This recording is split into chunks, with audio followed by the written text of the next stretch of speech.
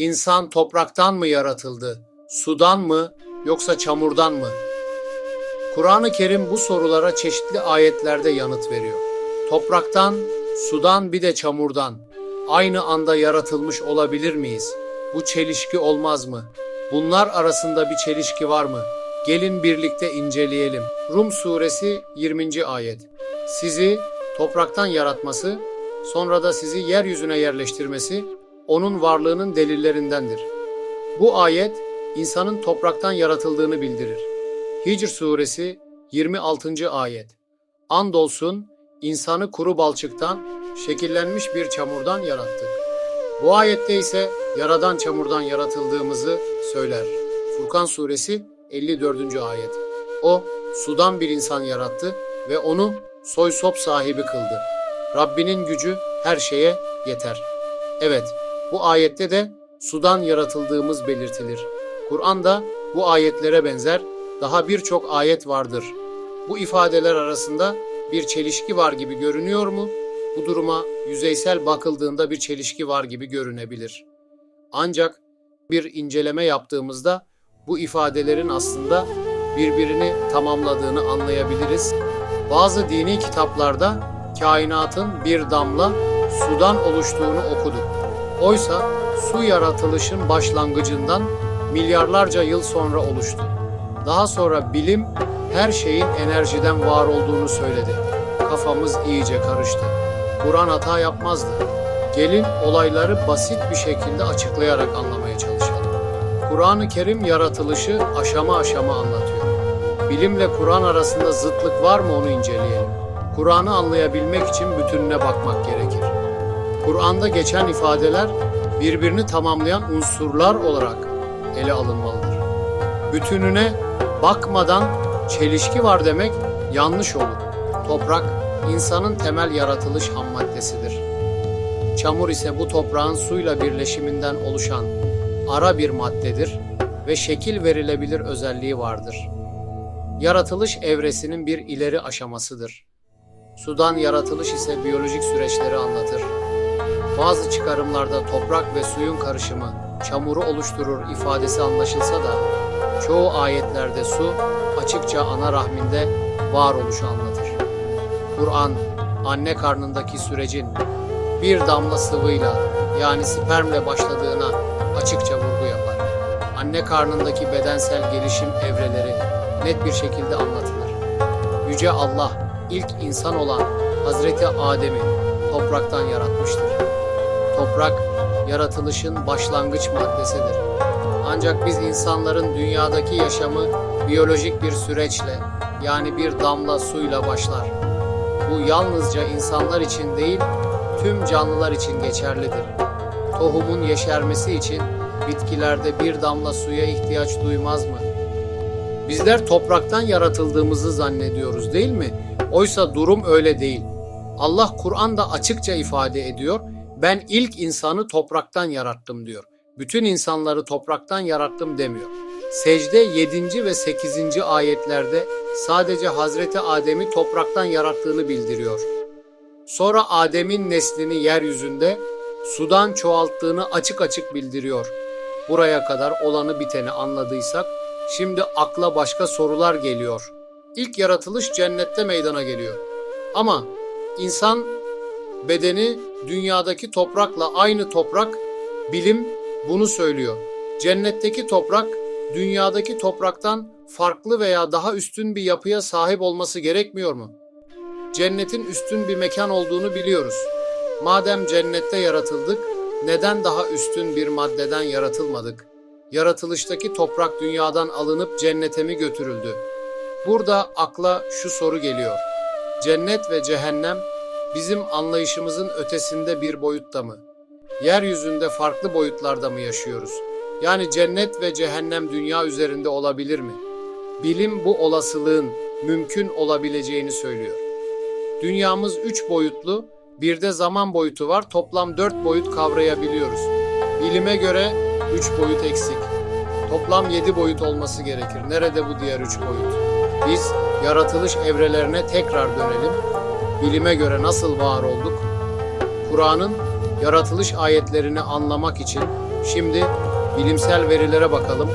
Elementlerin keşfiyle 1869 yılında Rus bilim insanı Mendeleyev periyodik tabloyu oluşturduğunda Kur'an'da açıklanan topraktan yaratılış ifadeleri daha net anlaşıldı. Azot, karbon, fosfor, sodyum, klor vesaire vesaire daha birçoğu toprağın yapısında bulunur. Aynı elementler insan bedeninin yapısını da oluşturur. Yalnızca insanların değil, ağaçların, hayvanların ve tüm canlı ve cansız varlıkların ham maddesidir.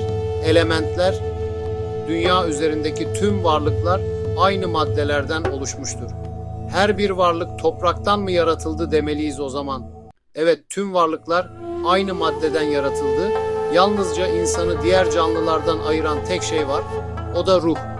Allah'ın üflediği ruh, insanı özel kılan şey. 19. yüzyılda insan ve canlı anatomisinin keşfiyle her canlının bir damla suyla hayata başladığını anladık. İnsan, hayvan, bitki hepsi bir damla suyla hayata başlıyordu.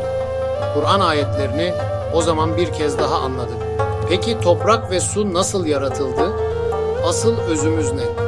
Canlı cansız bütün varlıkların oluşumu nasıl meydana gelmiştir? İlk oluşum diğer ayetlerde açıklanmaktadır. Ayetler yoktan var olduğumuza işaret etmektedir.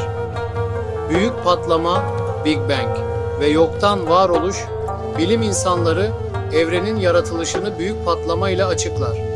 Sebebi ve kaynağı bilinmeyen bir patlamayla evrenin var olduğu ifade edilir. Hiçlikten oluşan bir patlama, patlamaya dair en ufak bir bulgu yoktur.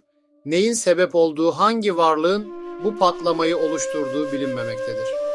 Patlamanın gizemi, maddenin yapısını incelediğimizde cevap olarak karşımıza çıkıyor. Patlamanın ardından kuarklar, leptonlar ve fotonlar gibi parçacıklar ortaya çıkar. Bunlar birleşir atomlar, gazlar ve daha da bütünleşerek yıldızlar oluşur. Ardından galaksiler ve evren meydana gelir. Nihayetinde bu varlıklara madde diyoruz. Ve şu an gözlenebilir evrenin her aşamasını biliyoruz. Bilim patlamanın kaynağına dair herhangi bir bilgiye sahip değildir. Milyarlarca yıl süren oluşumun her aşaması bilinmesine rağmen ne gariptir. Patlamaya neyin sebep olduğu, hangi varlığın patladığı patlamaya sebep olan bir varlık var mı, yok mu bilinmemektedir. Patlamaya dair bazı teoriler ortaya atılsa da bunların bilimsel temeli yoktur. Kuarkları neyin oluşturduğu bulunamamıştır, yani kuarkların bileşenleri yoktur. Bileşenler yoksa büyük patlamada olmamış olabilir mi? Hızla genişleyen bir evren olduğu açıkça bellidir. Kur'an da bunu bildiriyor. Bilim insanları hızla genişleyen bir evren var. Bunun nedeni mutlak bir patlama olmalı düşüncesindeler. Evrenin büyüme evreleri bir patlamanın olduğunu doğruluyor. Ama ortada bir varlık, oluşum, neden sebep, sonuç ilişkileri yoktur. Yokluktan gelen bir patlama. Bakara suresi 117. ayet. O, gökleri ve yeri yoktan var edendir. Bir şeyin olmasını dilediğinde ona sadece ol der ve o hemen oluverir. Bu ayet yoktan varoluşu açıkça bildirmektedir. Bilimsel olarak kuarkların keşfi ayette geçen yoktan var ediliş kavramını anlamamıza sebep olmuştur. Evrenin yaratılışında maddeyi oluşturan kuarkların nasıl meydana geldiği bulunamadı. Neden oluştukları bilinmiyor. Kısaca hiçlikten geliyorlar ve hiçliğe gidiyorlar. Yeryüzünde var olan hiçbir madde yok olmaz. Hal değiştirir teorisi koskoca bir yalandan ibarettir. Olmayan bir şeyin yok olmayacağını düşünmek bilime uzak bir yaklaşım. Şimdi toprağın, yani maddenin yok oluşuna bakalım. Maddeyi oluşturan bileşenler, madde elementler, atomlar, proton, nötron ve elektronlardan oluştuğunu görüyoruz. Ancak daha derinlere inildiğinde leptonlar, bozonlar, antimaddeler derken ve yine kainatın oluşundaki, yani başlangıçtaki kuarklara geldik. Kuarkların altına baktığımızda ve yine nihayetinde koskoca bir hiçlik bulunur. Kuarkları oluşturan herhangi bir varlık yok. Kainatın yaratılışında yoktan var edilen kuarkların madde içerisinde vardan yok oluşunu açıkça görüyoruz. elimize aldığımız bir kalem. Yok aslında. Bilim kendini ne kadar geliştirirse geliştirsin, kalemi oluşturan ana madde yok. Her şey bir simülasyon mu? Hangi boyutta yaşıyoruz? Gerçekten anlaması çok güç. Maddenin ana maddesi yok. Yokluk içerisinde nasıl yaşıyoruz? Madde başlangıçta yokluktan var olmuş, şimdi ise varlıktan yok olmuştur. Hem de gözümüzün hemen önünde. Rahman suresi 26-27. Ayette bu durum şöyle ifade edilir. Yeryüzünde bulunan her şey yok olacaktır. Ancak azamet ve ikram sahibi Rabbinin zatı baki kalacaktır. Maddenin alt derinliklerinde hiçbir şey olmadığı bilimsel olarak ispatlansa da, kat kat derinliklere inilip koskoca bir boşluk olduğu, hiçbir şeyin bulunamadığı anlaşılsa da, hala yaratıcıya inat bir şeyler uydurulup teori adı altında iddialar ortaya atılmaktadır. Bu iddiaların tamamının bilimsel gerçekliği yoktur. Bilim son noktayı koymuştur. 1968 yılında CERN'de yapılan çalışmalarda kuarkların varlığı ve sonrasında maddenin derinliklerinde hiçbir şeyin olmadığı, sadece yoktan var edilen bir düzen olduğu anlaşılmıştır. Topraktan, balçıktan, sudan yaratılmak birer aşamadır. Enerjiden yaratıldığımızda bir aşamadır. Asıl olan yoktan var edildiğimizdir. Yaratılışın izlerini maddenin derinliklerinde inceledik. Bilimsel keşiflerin Kur'an'ın anlatımlarıyla nasıl örtüştüğünü gördük. Şimdi neden yaratıldığımızı düşünmek ve üzerimize düşen manevi görevleri yerine getirmek kaçınılmaz sondur. Ondan başka her şey yok olacaktır. Hüküm O'nundur ve O'na döndürüleceksiniz. Sevgiyle kalın.